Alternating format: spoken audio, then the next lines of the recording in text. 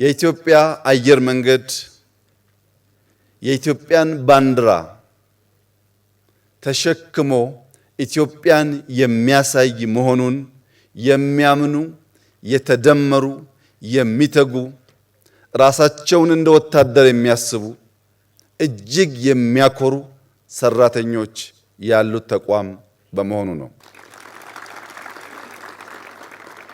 የኢትዮጵያ አየር መንገድ ሰራተኞች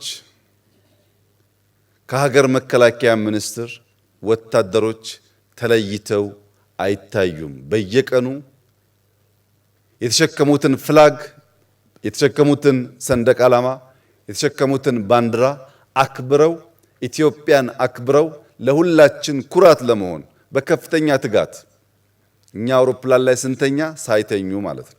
በከፍተኛ ትጋት ያገለገሉ የሀገር ኩራት ሰራተኞች ያሉት በመሆኑ ነው። ዛሬ የኢትዮጵያ አየር መንገድ በቋሚና ጊዜያዊ የቀጠራቸው ሰራተኞች 26000 ገደማ ይጠጋሉ። 26000 ኮማንዶ ያለው ኩባንያ ነው ማለት ነው።